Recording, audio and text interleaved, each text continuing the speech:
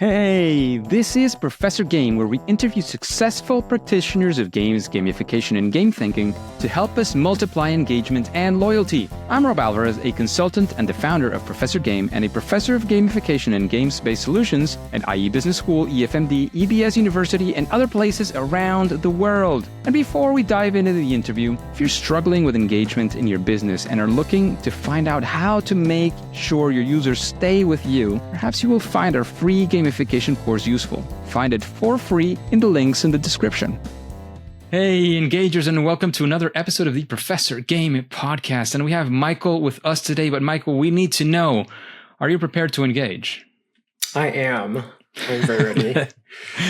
Let's do this. Let's go. Because Michael Yang is a game designer with over a decade of industry experience in both video games and board games. He's played an instrumental role in the release of over 20 games, everything from educational video games to mobile freemium games, to most recently making a lateral shift into card games as the designer and developer of Greater Than Games, hot new release, Compile. And Michael had dreams of making engaging content accessible to everyone and believes in the power of games to revolutionize lives and learning. So that it couldn't be more aligned with what we do here at Professor Game, Michael. So I'm just asking myself, why weren't you interviewed before? But anyways, happy to have you here, Michael. Is there anything we're missing from that intro that we should know? No, I'm glad you're also bringing passion to that statement. Yeah, I hope I can give you some back. I'm definitely sure we're in this world, and we're, there's not few of us at this point anymore, but there's not a huge amount of people who are doing this. So, we are a close-knit community in many ways, even if we don't know each other.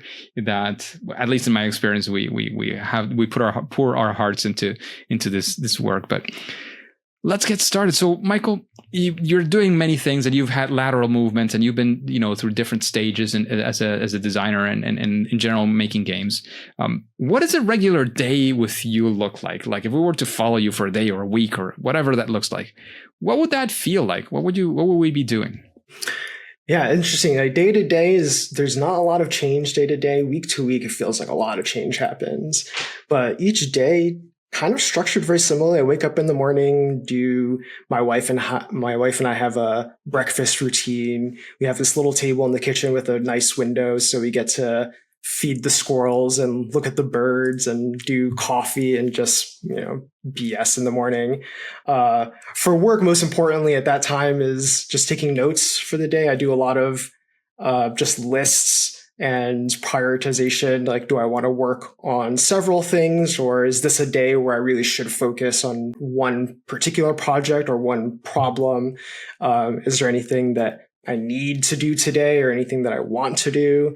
And then what's for dinner? As I try to cook every day. So like whatever's for dinner is really important. Do I need to go shopping to get some ingredients? And that's like a fun process of just like designing dinner every day.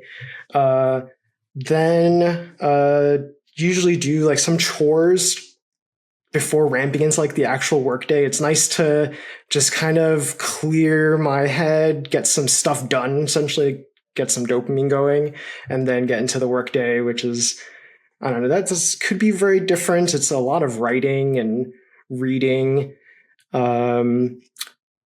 Most days, design developing would be playtesting, some math or programming, and then that'll go on for maybe 3 or 4 hours.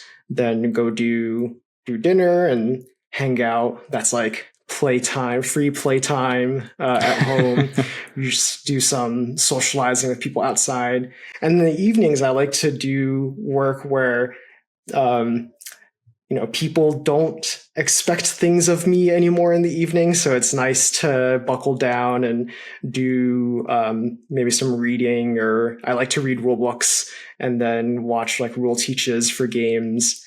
And then sometimes if I'm lucky and have inspiration, I'll spend nights, doing long form work like make 100 cards for a game, or, solve this very specific math problem for something, or program a bunch of assets. Wow. Yeah. Long days. Plenty of stuff going on. It sounds very, very exciting. I used to do a little bit of work at night until I started appreciating when I am able to sleep, having a 2-year-old at home. Yeah. That changed my life in many amazing ways. Some of them, include the fact that, we sometimes do need to get some good sleep in. And it's also very, very important. But anyways, Michael, it sounds like very, very exciting. Good stuff going on. Let's actually make a shift now. As you know, we always ask our guests to think of a time where things did not go well. A first attempt at learning, a fail moment, a failure, however you want to name it. We essentially want to be there when you're telling that story. We want to be there with you, learn maybe one of those lessons that you took out of that. And if you came out of it in one way or another, we also want to see how you did that. Sure. Yeah. I guess I have two stories, one from like really early in my career and one a little later. And I'll start with the one early in my career because I think it really set me up for, the next decade after that. So I moved to Wisconsin from the East Coast of the US. So kind of like the less populated area. I've never been to anywhere but the coast of the US. And so it was all very different, but I moved there to work on video games. And the first video game I worked on, I was given a lot of ownership over the project, and it was all very exciting. And I was working with a team of people that were also kind of like my age, like youngish people, all very bright-eyed and excited to do the work. This is like Filament Games, where they do a lot of work for hire educational games. And I think at that time, it was hard I think in retrospect, I lacked a lot of humility. I think I just was a little too fond of my own ideas, or not necessarily confrontational about ideas, but I think, there was always the thought of having to prove a certain idea is good. And I think it led to a lot of friction on the team. And to the extent where it ended up kind of like demotivating other people on the team from doing good work. And I worked with that team for about a year and a half. And the first maybe 3 or 4 months of that was just kind of like rummaging through interpersonal issues and really, I think a lot of growing up for me personally. But then after that, now I'm good friends with all of them. I believe the whole team is only like 4 people, but all of them still work in video games. So it's cool to, just, we're all in different parts of the world now, but it's cool to just come back and say, hey, do you remember we did this thing? That was cool. What are you doing now? And you can always tell how much we all learned during that experience. So I think it was a failure in the sense that it kind of sucked. Like, it was emotionally taxing for everyone. And I think I definitely could have done a lot better. But it's nice to have gone through that experience. I think I'd be a worse person not having gone through that friction, Yeah. Yeah, much better now. Yeah, should I go into the other? Yeah, if you want to get into that, for sure. Sure. Yeah, this time I got appendicitis. I ended up taking a job, making a shift to a different video game company, getting paid more money, but working on games that I wouldn't necessarily play or honestly really even respect. And this kind of like in the realm of free to play games that are like fast follows where, there's a game that's successful in the market. A company notices this, has, enough budget for doing some of their own unique art and development, and end up designing a game that's very similar to something that is already proven successful in the market, and then putting a lot of money into marketing and ads to kind of like siphon off some of the success from some other projects. And it was nice. I really loved working with the people at that company. Again, it was it wasn't as problematic. I think, I had already been developing for a few years at that point, but I could tell that the people there were more focused on the work. You're told, you're giving very specific direction. You work in that direction. You do the best you can. You hit the timelines, and then you go home. You don't even necessarily play your games. I don't think anyone really shared their games, kind of had the compulsion to share their games outside of the work environment. That's not a great sign. Right. Yeah, it's certainly an avenue of that where people can show a lot of passion for a project and sharing it. Um, and I think my body kind of assumed a lot of the stress from that environment where um, I would have talks daily with coworkers where it's like, we would all want to do this differently or that differently. Like, oh, this is a good idea. Everyone agrees we want to do this. And then not really be able to do anything about that. And I think so the failure ultimately it was kind of like a career choice failure because I knew that I was exchanging my passion for money to a certain extent. Like I've been working in educational games for a long time and really loved the work, but it was tough to get work. It's all client work. The budgets for the games were as low as like $20,000, $10,000 for a game just based off of some government grant versus this other company, which, they have hundreds of thousands of dollars, millions of dollars for marketing. So it's a huge shift. And I didn't really realize at the time how much I was sacrificing, like how much artistry, like game development artistry that I was sacrificing for that paycheck.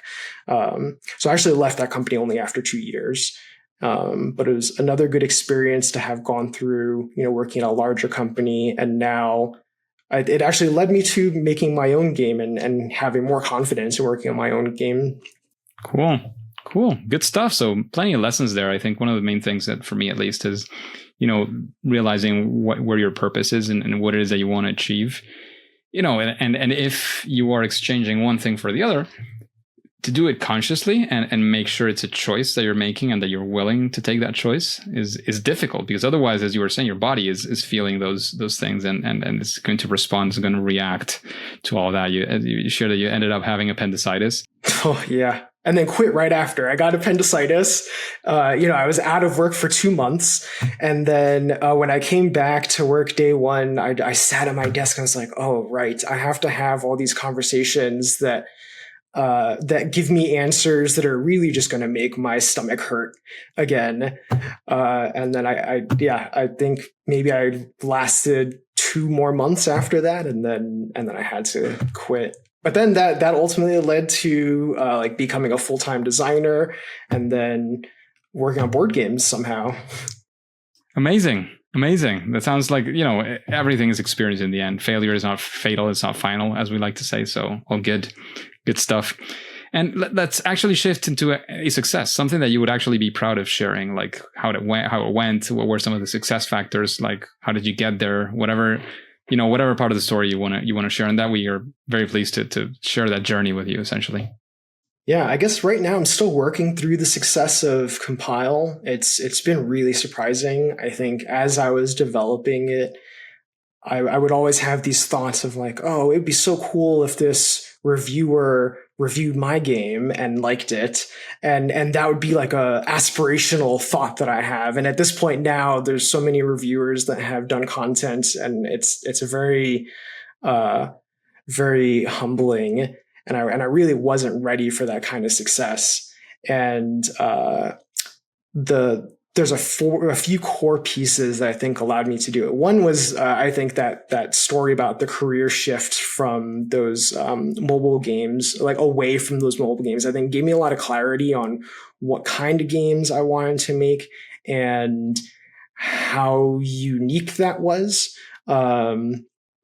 Not that like my tastes are unique, but I think, we all play tons of games, hopefully, right? Hopefully we save lots of room for play. And then that expresses itself in different ways if you just kind of give it time to express itself.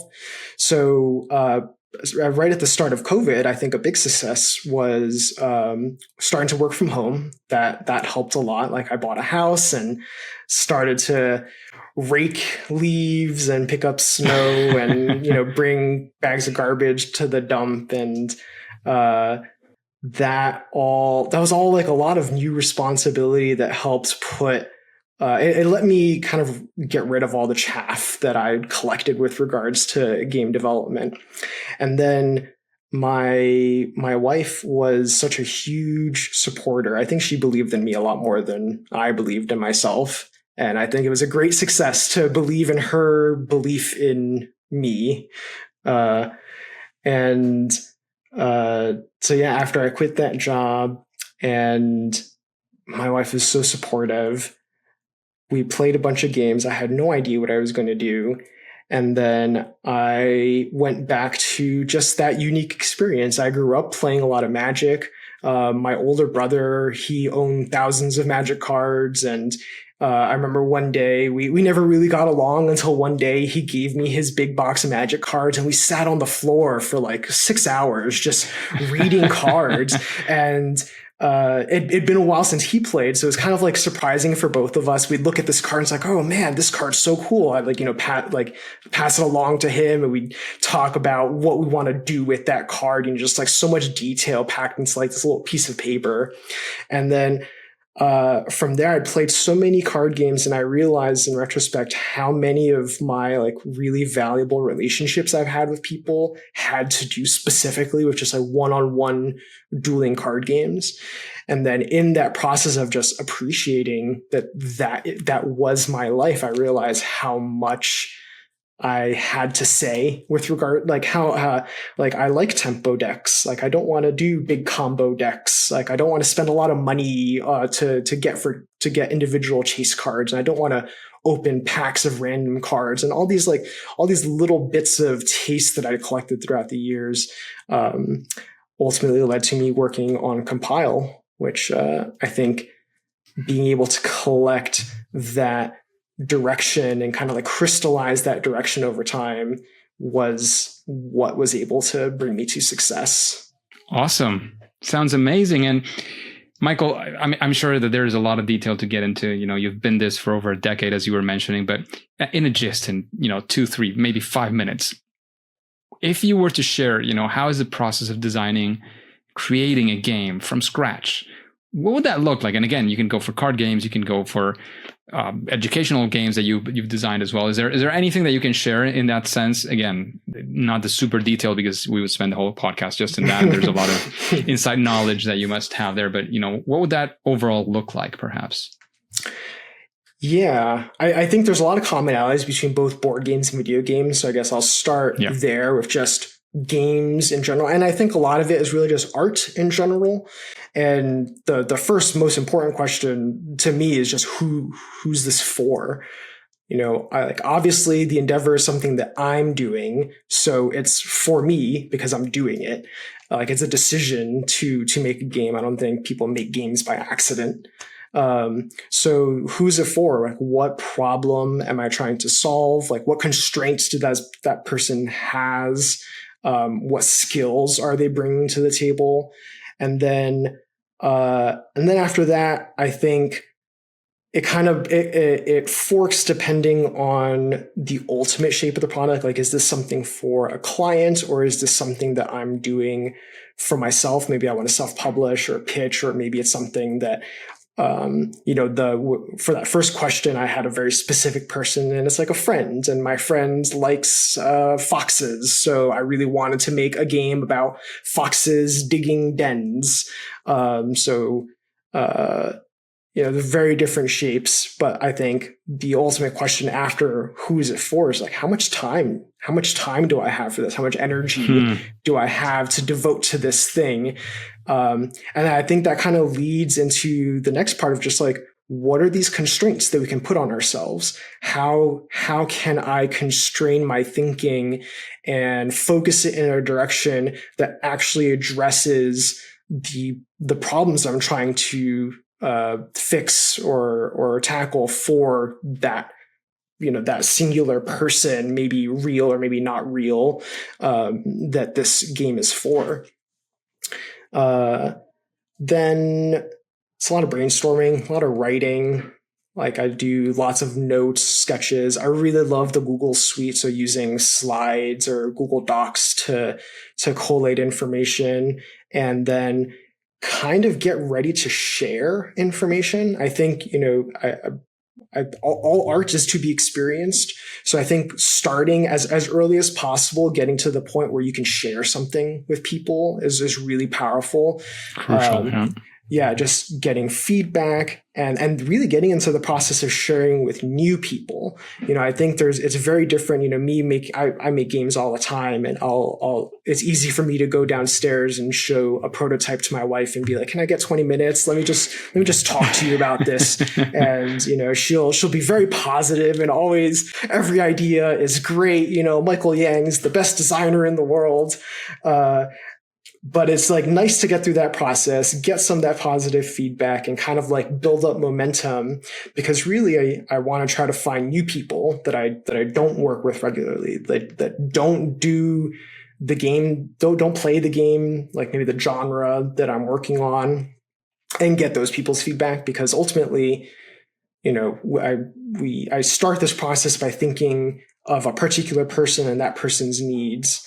But in the end, there's always the hope that your game is played by thousands of people, and the people at that scale work differently. The needs of 1,000 people is different from the needs of any particular one person. Of course. So, because I was going to ask there, like, I agree that, of course, the more people you can get on, the more exciting it sounds. But then, how do you balance that with not losing focus? Because there has to be a focus. Right. Like, if it's 1,000, it's 1,000, or if it's 100,000, it's 100,000. But it's not 1 billion people in the whole wide world. Like, and there's right. When there's absolute variety, it's for no one. So how do you keep it for those 1,000, 10,000, 100, like whatever the number is, which is still not everyone? Yeah. Yeah. And I think, you don't ever want to find yourself in a position where you're trying to target anyone or everyone. And I think you definitely lose a bit of yourself. And I think as you go through the development process, like keeping your own level of quality and values alive and kind of like growing with the process, I think is also super important. And then, then you go into making stuff. And then as I'm making stuff, iterating, just being humble about what you're making. There's ideas are so cheap and they're everywhere. And I think a lot of people, there's kind of this like, people think there's bad ideas. I really don't believe in bad ideas. I think bad ideas are just any idea that isn't explored is a bad idea, because I think people have ideas that are rooted in something real, like some emotion, some experience that person has. They have an idea, and it's worth picking apart to find out, what is the truth behind this idea. Like, this person may want to do this in some card game. Is it because they want to feel clever? Do they want to feel seen, powerful? Do they view themselves as maybe some sort of scientist that's like tinkering with things, and they want to have a hypothesis and then prove that hypothesis? As I'm making things, definitely like finding those different types of people to show and get feedback and kind of shape your own expectations for the project, because really that's what's going to carry it through. And then lastly, checking scope, like always thinking about, again, like how much time do I have? And now that I know more and I know better because I've done some things and tested some things, what changes about the project at the end? Does that usually get smaller? I think just like a reality of just working on games. I think we all have lots of things that we want to do, and it's not necessarily for the best. How do we prioritize things and then get to that really crystallized direction that I think the earlier you get it, the more time it has to give you benefits as you continue working. Cool. Love it. We went into plenty of steps here. I think it's something, there's many things that we've discussed here before, but I love it. Michael, we're getting to the quick round of fire round, so to speak, the quick answers. Is there any best practice that you've seen, in game design or these things that can help people out there? Like, what would that be? I don't know. You were talking about playtesting early. You mentioned, reviewing scope. Like there's many things that you mentioned there. Maybe one of them is a best practice in your view. Yeah, I think iterating, definitely like getting stuff in front of people as quickly as possible, getting that feedback, like holding your own values. I don't think you should compromise your values, when you get any sort of feedback, but definitely like doing that as frequently as possible. And I think on the other side, to get harder at that idea of having your own taste is just experience a lot of art, play lots of games. I call playing games doing work. And I think research. Just that, research. And I think that way of framing, I used to think it was silly. And now that I've done it for a long time, I really appreciate thinking about it that way, because there is a difference between me playing, a game that I've played for 100 hours already versus a game that I only just heard of and I'm starting my first hour. I can definitely get something new from experiencing really any art form. Absolutely. And Michael, keeping up the recommendations, is there anybody you would like to hear answering the questions that you've answered now in the podcast? Somebody that makes you curious, somebody you look up to, or I don't know, whatever that looks like. Yeah, I'm really trying to get into board games. So I think there's a few designers that stick out. Richard Garfield he's made so many games. There's been even modern games that I've played and enjoyed and then realized after the fact that they were made by Richard Garfield. So I would love to hear anything from him. Sounds fantastic. Totally. In that same vein, how about a book? Is there a book that you would recommend us to read, the Engagers? I think sci-fi, really anything sci-fi is nice. Something that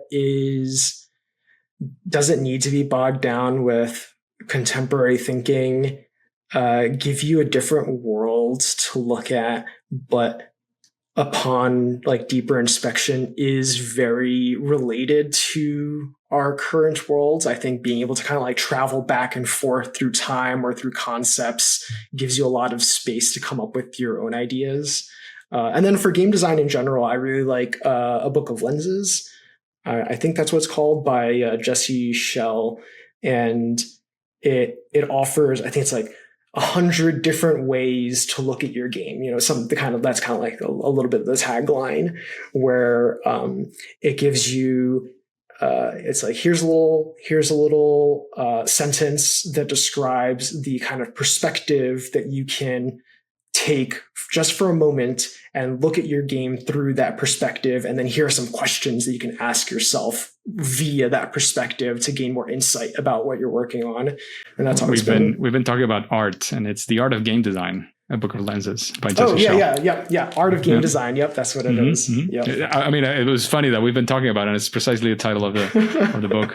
Yeah. Love it. And in fact, he's episode 102 or something like that on the podcast, if you're curious in hearing Jesse. He's awesome. Cool. Like absolutely cool. Yeah. From Shell Games. And, we get to a very difficult question now. What would you say is your favorite game? Oh, man. Yeah, that's tough. Because there's, I don't play MMOs anymore, massive multiplayer online games anymore. But I played them for so long, and so much of who I am today is really, really anchored on like doing 40-person raids in World of Warcraft.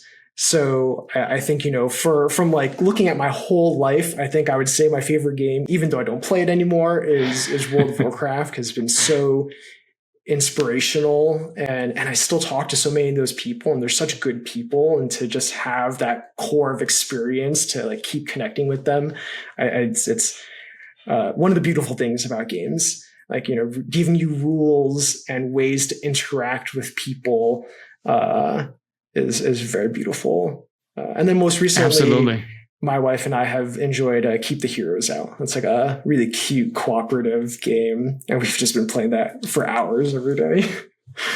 Sounds like a good one too. So thanks for those answers, Michael. We're getting to the end of the episode. Is there anything else you want to let us know, where we can find out more about you, your work, the game that you're launching as well? Anything? This is the final part of the episode. To it's up to you. Yeah, I guess one quote that I really love is choose again. I'd leave that with everyone. Have ideas, change them, change everything all the time. Like, be critical about the choices you make, and then try something different, and then you'll learn things. And then, yeah, if you want to ask me questions, I really like doing things by email. So it's justgravyllc@gmail.com for any personal stuff. And then for board game stuff, I have an account on Board Game Geek where I do a lot of like rules answers and just like answering art questions, which is Just Gravy on Board Game Geek. Awesome. We'll put those in the show notes. I'm not sure about the email because you'll get a lot of spam bots on the internet nowadays, but it'll definitely be there. Thanks again, Michael, for sharing your knowledge, your experience, everything, all of the awesome stuff that you've done up until now. However, Michael and Engagers, as you know, at least for now and for today, it is time to say that it's game over. Hey, Engagers, and thank you for listening to the Professor Game podcast. And since you are into gamification and game inspired solutions, how about you go into the free gamification course that we have for you? Just go to professorgame.com/free gamification course, all one word, professorgame.com/free gamification course, and get started today for free. After that, we will also be in contact, and you will be the first to know of any opportunities that Professor Game might have for you. And remember, before you go on to your next mission, before you click continue, please remember to subscribe using your favorite podcast app and listen to the next episode of Professor Game. See you there.